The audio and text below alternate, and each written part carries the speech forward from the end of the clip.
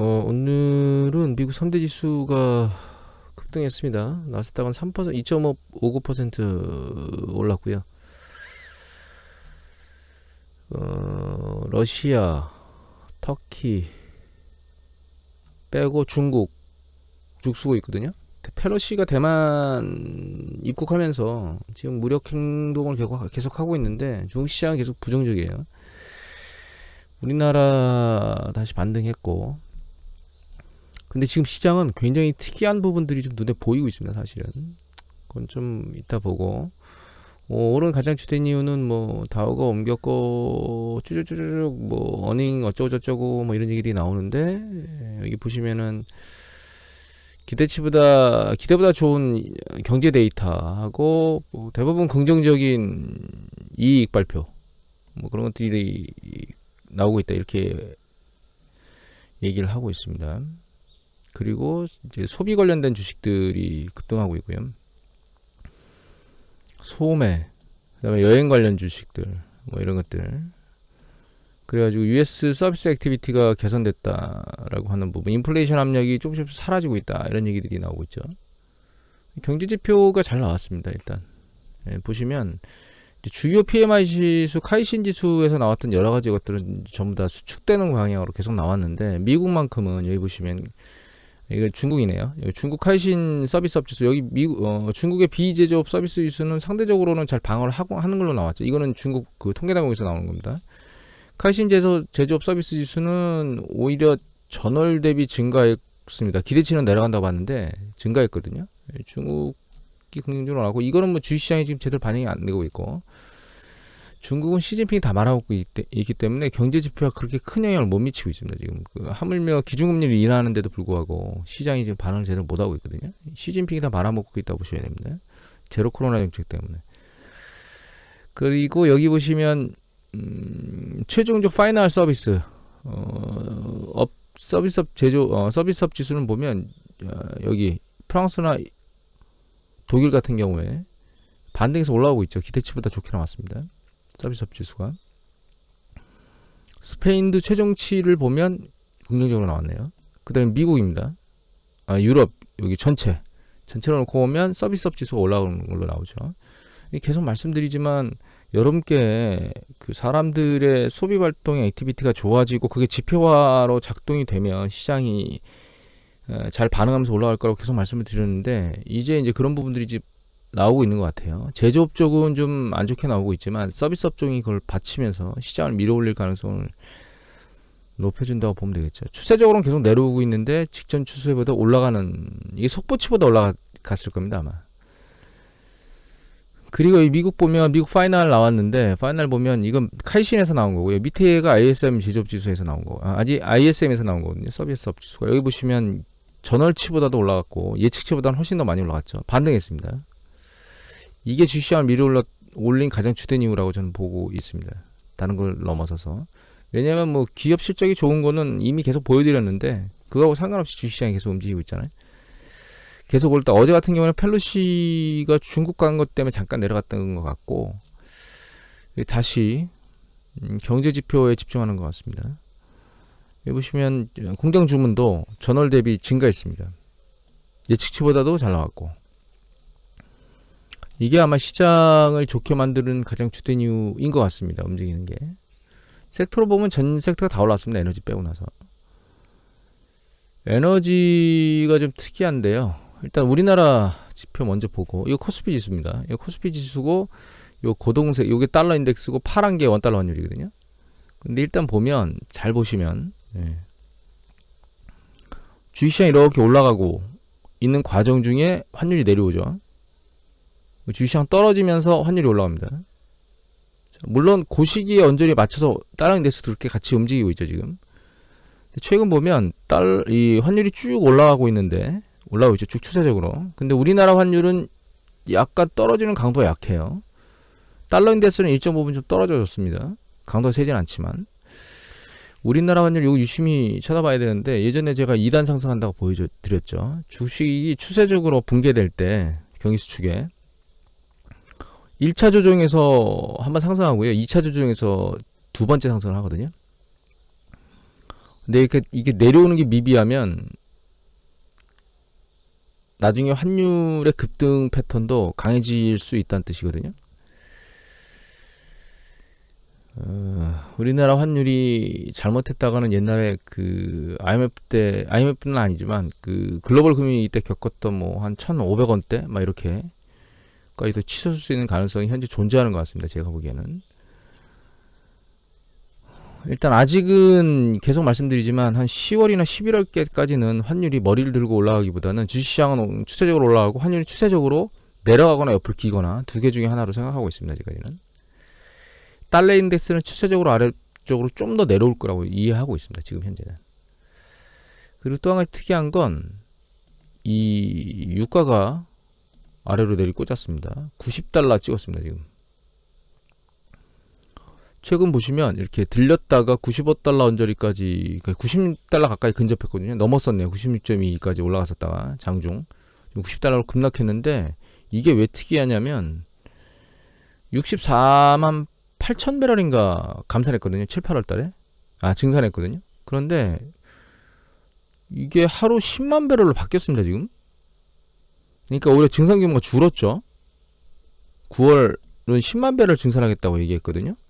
가서 증산을 더 해달라고 그러면 64만 8천 배럴이 아니고 뭐 한 70만 배럴, 뭐 80만 배럴 이렇게 나와야 되는데 반대로 증산 규모를 줄였어요.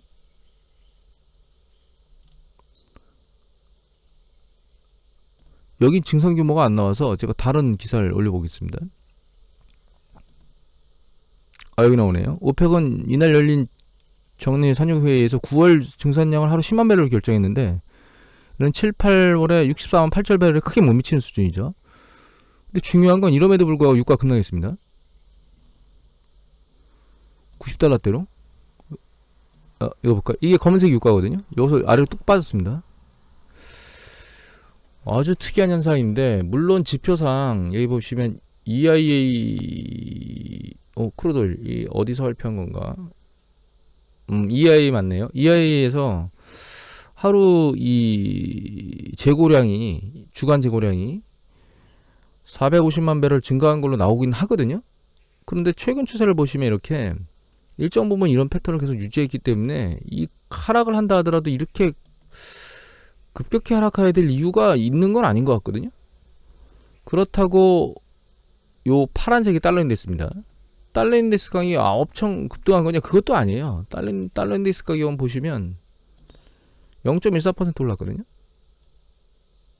최근 이틀간 오른 게 얼마 안 돼요. 그런데 유가는 아래로 세차게 내리 꽂았습니다. 이게 경기 수축에 대한 반응이 더 센 것 같거든요. 구리 가격도 좀 많이 내렸고 1% 넘게. 그러니까 시장은 양쪽으로 움직이고 있다고 봐야 되겠죠. 주가는 경기 수축은 안 오는 거 아니야? 라고 하는 방향으로 움직이고 있고 원자재는 경기 수축으로 가는 거 아니야? 이렇게 반응하고 있는 것 같고 그것에 갈팡질팡으로 갈 곳이 없는 금은 올라가다 말고 머리를 내리고 있습니다. 지금.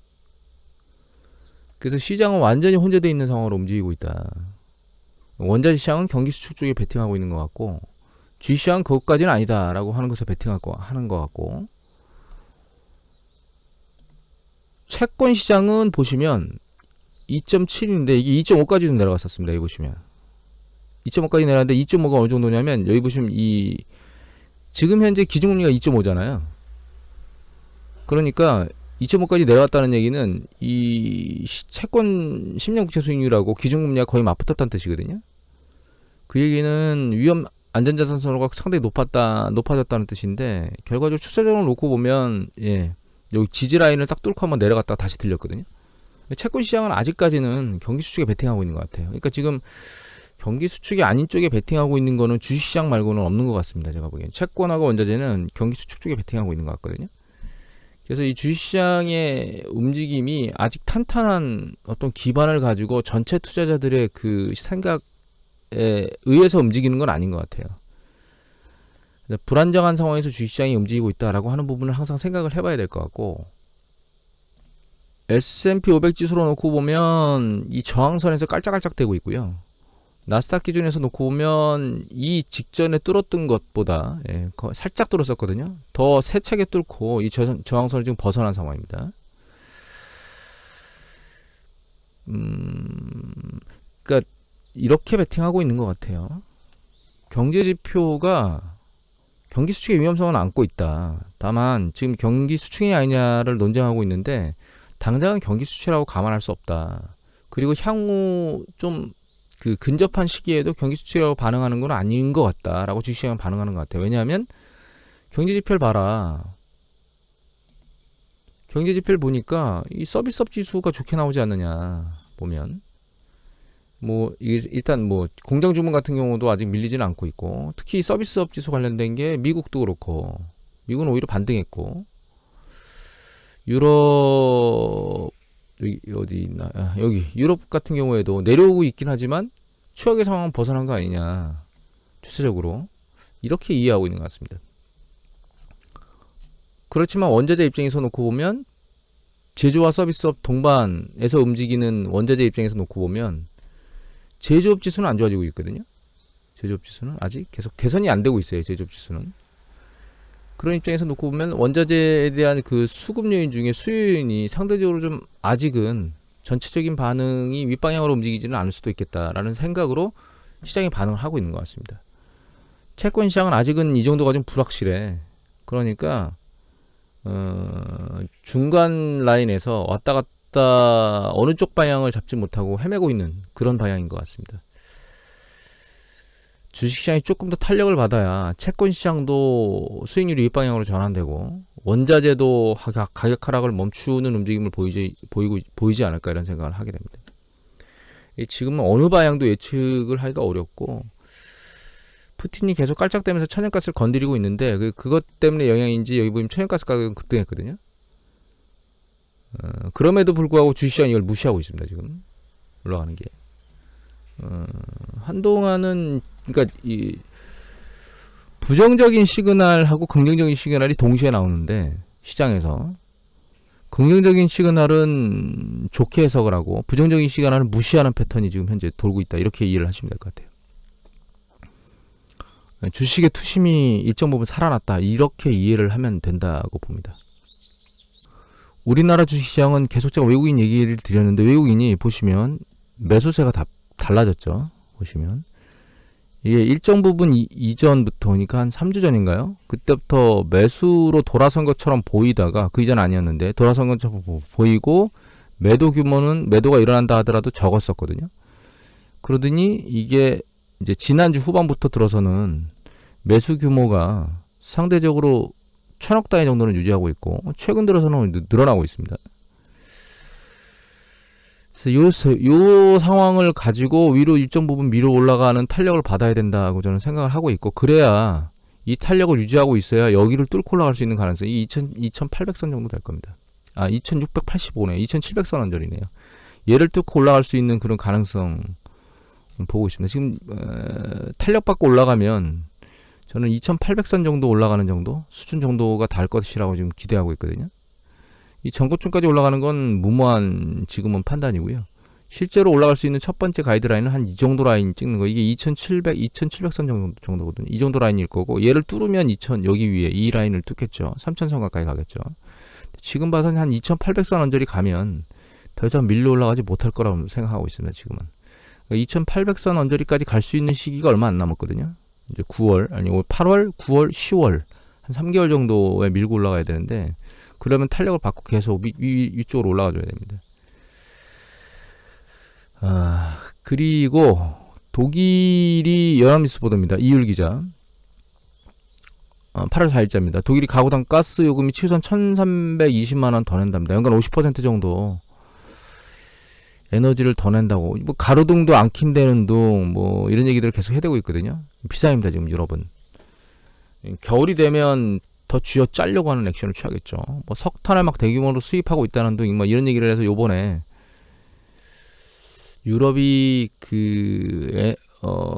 상당히 높은 고온으로 미국도 그렇고 유럽도 그렇고 화재도 많이 일어나고 골머리를 썩고 있잖아요. 그럼에도 불구하고 화석연료를 끌어다 쓸 수밖에 없는 결과적으로는 원자력 쪽에 액션을 일정 부분은 취하지 않을까 이렇게 볼 수밖에 없는 것 같아요. 물론 원자재를 당장 가동할 수 없기 때문에 시간이 걸리긴 하지만 결과적으로는 러시아로부터 에너지를 독립하려고 애를 쓸 수밖에 없는 입장이고, 그렇다고 석탄이나 이런 것들을 계속 화석연료를 갖다가 추가로 떼는 게 긍정적이진 않거든요 지금. 그러면 원자력 쪽으로 손을 내밀 수밖에 없는 그런 상황으로 가고 있는 것 같습니다. 뭐 풍력 에너지라든가 뭐 이런 것들, 태양광 에너지라든가 이런 것들은 빠른 시기에 대규모로 생산할 수 있는 부분이 아니기 때문에 원자력 쪽이 힘을 받을 거라고 생각을 하고 있습니다.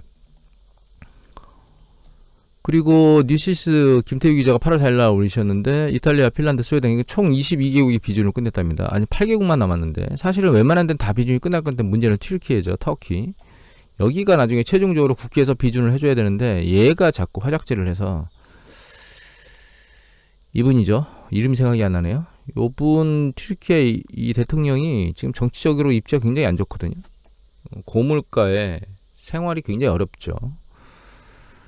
중앙은행의 통화정책에 개입해서 고물가를 유발한 정치적으로 위기 시점에 있기 때문에 그걸 이용하려고 애를 쓰고 있는데, 여하튼 그리고 펠로시가 TSMC하고 반도체 동맹을 논의하고, 중국은 배터리 투자를 보류한다. 그 CATL이 미국에다 대규모 수십억 달러의 배터리 공장 관련된 투자를 하겠다라고 발표를 했었는데 그걸 유보하겠다고 얘기를 했거든요. 그게 누구가 손해인지 모르겠습니다. 저는 개인적으로 자학하는 거죠. 자기 학대하는 겁니다. 미국에 투자를 해놓고 거기 미국에서 무엇인가 배터리 공급을 한다거나 이런 거를 하기 위해서 미국에 투자하겠다고 했겠죠. 왜냐하면 그 테슬라 그쪽에 있잖아요. 그리고 미국 자동차 시장을 공격적으로 좀 공략하려면 전기차 시장을, 역시 중국의 배터리도 미국에다가 투자하는 게 긍정적인 거거든요. 근데 그거를 투자 안 하겠다고 하는 게 과연 미국한테 안 좋은 건지 중국한테 안 좋은 건지 CATL한테 안 좋은 건지는 잘 생각해 봐야 되겠죠.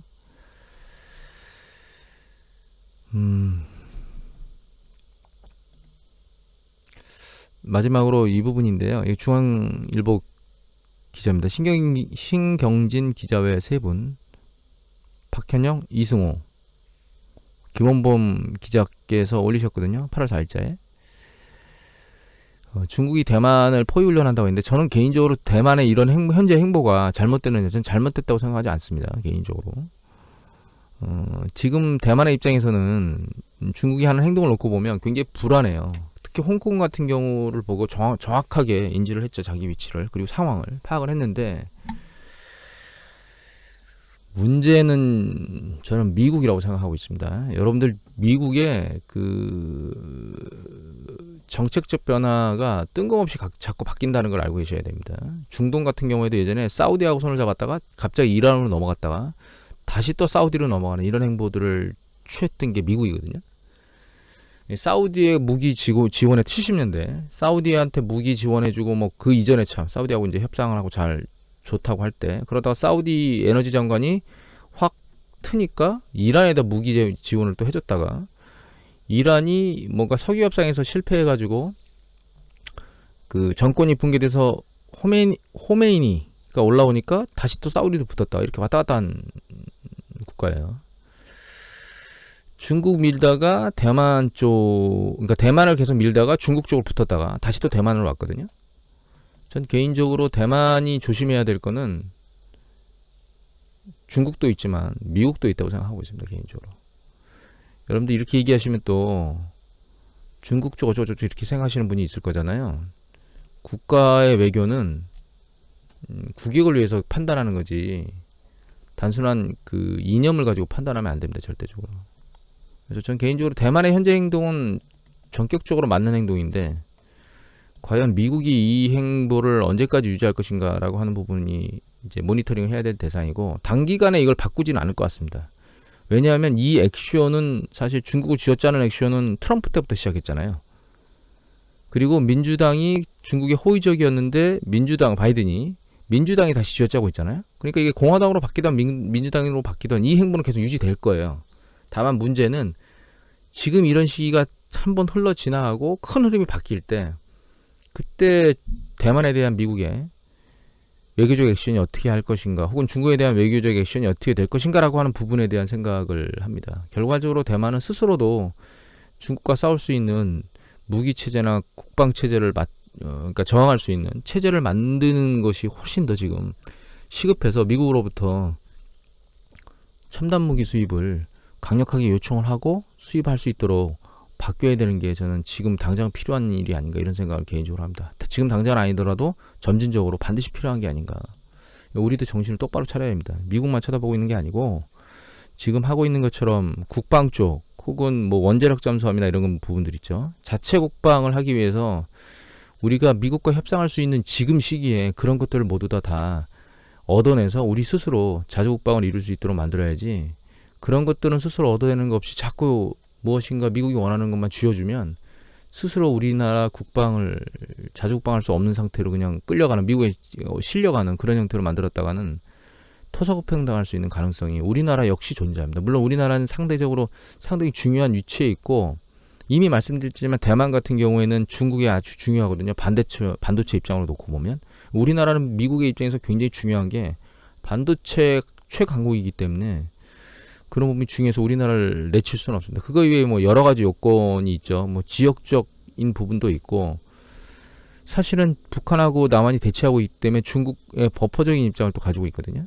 그래서 우리나라 굉장히 중요하기 때문에 우리나라가 토사구팽 당할 것이다, 이런 생각을 하지는 않아도 되는데, 그럼에도 불구하고 결과적으로는 스스로 자주국방할 수 있도록 할 수 있는 모든 것들을 다 딜로 얻어낼 수 있는 그런 외교 정책이 필요한 거지, 그냥 단순히 미국의 등에 얹히거나 이렇게 미국을 그냥 백그라운드로 두고 가는 그런 외교 정책을 하는 건 저는 개인적으로는 잘못된 것이다, 이렇게 생각을 하고 있습니다. 좀 마지막에 후반부에 말이 길어졌는데 오늘 이것으로 마치도록 하겠습니다.